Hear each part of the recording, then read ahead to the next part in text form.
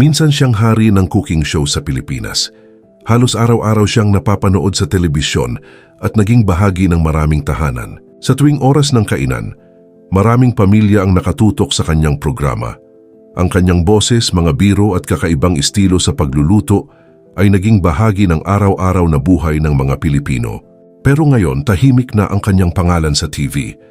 Bihira na siyang makita sa regular na telebisyon at marami ang nagtatanong, nasaan na nga ba si Chef Boy Logro ngayong 2026? Nagretiro na ba siya o pinili lamang ang ibang direksyon ng buhay?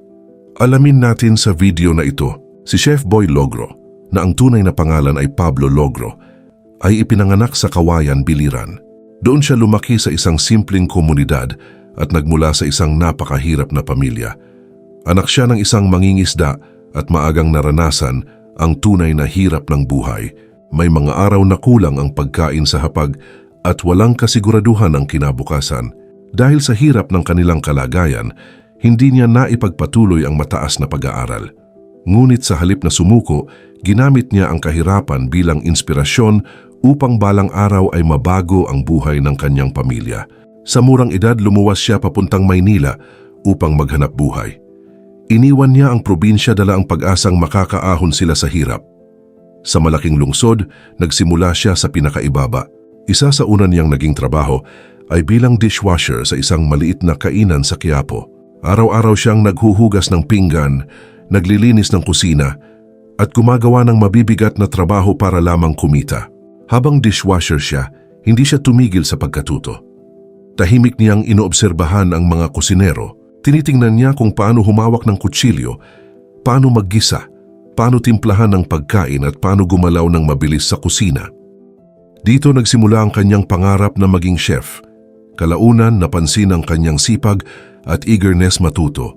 Pero bago po ang lahat, baka pwedeng palike muna ang video na ito. Isang simpleng click lang, pero malaking tulong yan sa aming mga content creators para makagawa pa ng mga kwentong gaya nito. Maraming salamat po. Nabigyan siya ng pagkakataong tumulong sa kusina hanggang sa unti-unting matutong magluto. Dahil sa sipag at tiyaga, dumating ang malaking oportunidad nang magkaroon ng hiring para sa mga kusinero papuntang Oman. Para sa marami, imposible iyon para sa isang dating dishwasher. Ngunit para kay Chef Boy, iyon ang pagkakataong matagal niyang hinihintay. Natanggap siya bilang junior chef sa Royal Kitchen ng Oman. Sa simula, hindi agad marangya ang trabaho niya. Tagabalat siya ng gulay, tagaayos ng ingredients, tagalinis ng kitchen station at tagasunod sa mga senior chefs. Ngunit hindi siya nagreklamo. Sanay na siya sa hirap at alam niyang bawat maliit na trabaho ay may kapalit na malaking oportunidad. At isang araw dumating ang pagkakataong tuluyang magbabago sa kanyang buhay. Kinailangan ng mabilisang appetizer para sa mahalagang bisita ng sultan. Limitado ang ingredients sa kusina at kailangang kumilos agad. Habang ang iba ay nag-aalangan, si Chef Boy ay gumawa ng paraan. Gamit ang avocado at hipon, gumawa siya ng eleganting dish na tinatawag na avocat et crevettes. Nang matikman ito ng Sultan Qaboos ng Oman, humanga umano ito sa lasa at presentasyon ng pagkain. Nang malaman pang isang Pilipinong junior chef ang may gawa nito, lalo siyang namangha. Doon nagsimula ang kanyang pag-angat. Mula sa ordinaryong kusinero, naging personal chef siya ng Sultan ng Oman. Isipin mo iyon. Mula dishwasher sa Quiapo, naging personal chef ng isa sa pinakamakapangyarihang leader sa Middle East. Bilang personal chef ng Sultan, nagkaroon siya ng pagkakataong magsilbi sa ilang pinakamabibigat na personalidad sa mundo.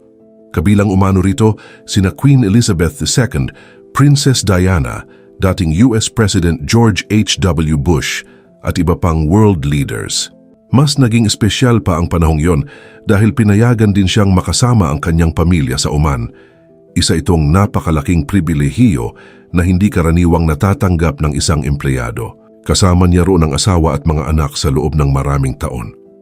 Nakatira sila ng maayos, may seguridad at may magandang oportunidad sa buhay. Ngunit sa kabila ng marangyang buhay sa ibang bansa, nagpasya siyang bumalik sa Pilipinas. Marami ang nagtaka kung bakit pa siya uuwi gayong maayos na ang buhay niya sa Oman. Una, gusto niyang lumaki ang kanyang mga anak sa sariling bayan. Ikalawa, Nais niyang ibahagi sa kapwa Pilipino ang kanyang natutunan sa international culinary world. At ikatlo, nabigyan siya ng pagkakataong maging kauna-unahang Pilipinong executive chef ng isang 5-star hotel sa bansa.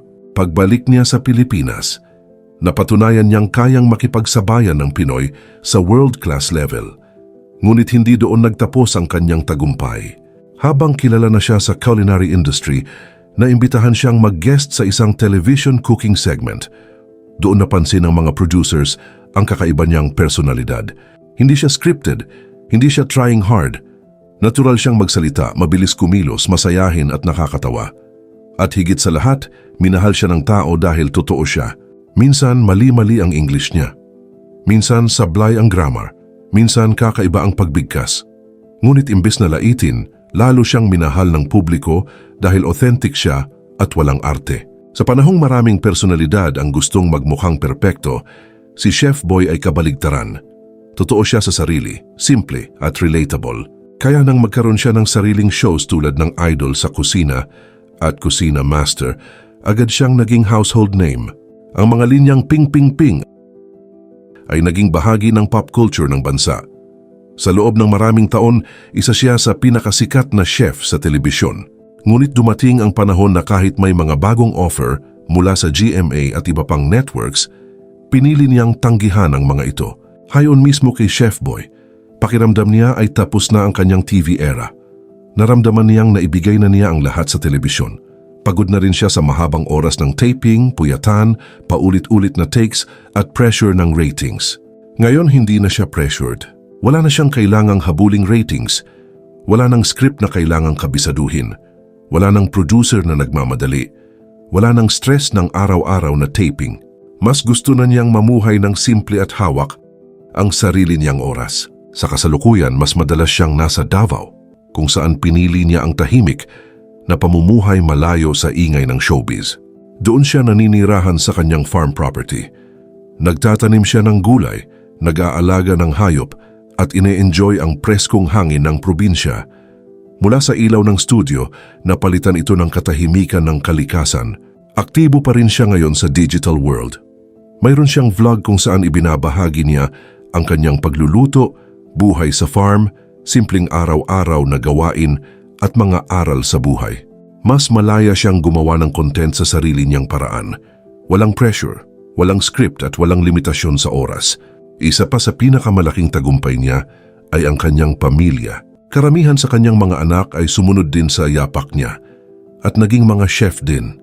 Ang iba ay tumutulong sa pagpapatakbo ng kanilang negosyo, culinary school at iba pang family ventures. Sa madaling salita, hindi lang si Chef Boy ang naging chef, naging culinary family sila. Ngunit kahit matagumpay na siya, dumaan pa rin siya sa ilang pagsubok. Isa sa pinakamasakit na bahagi ng kanyang buhay ay nang maloko umano siya ng isang mayamang tao. Hindi man niya pinangalanan, inamin niyang nasaktan siya dahil sa tiwalang ibinigay niya. Bukod dito, naranasan din niya ang malaking pagkalugi sa negosyo noong panahon ng pandemya. Naapektuhan ang kanyang mga culinary school at iba pang ventures. Ngunit muli siyang bumangon. Noong eleksyon 2022, pumasok din siya sa politika bilang unang nominee ng Angat Kusinerong Pinoy Party List. Layunin niyang magkaroon ng boses ang mga kusinero, food workers at maliliit na negosyante. Bagamat hindi siya pinalad manalo, ipinakita nito na gusto pa rin niyang magsilbi sa bayan. Ngayon, bagamat wala na siya sa regular television, nananatili siyang aktibo sa pagtuturo, negosyo, vlogs at tahimik na pamumuhay sa Davao. Si Chef Boy Logro ay patunay na ang tunay na tagumpay ay hindi lang nasa pera o kasikatan, kundi nasa pamilya, kapayapaan at kakayahang bumangon sa buhay.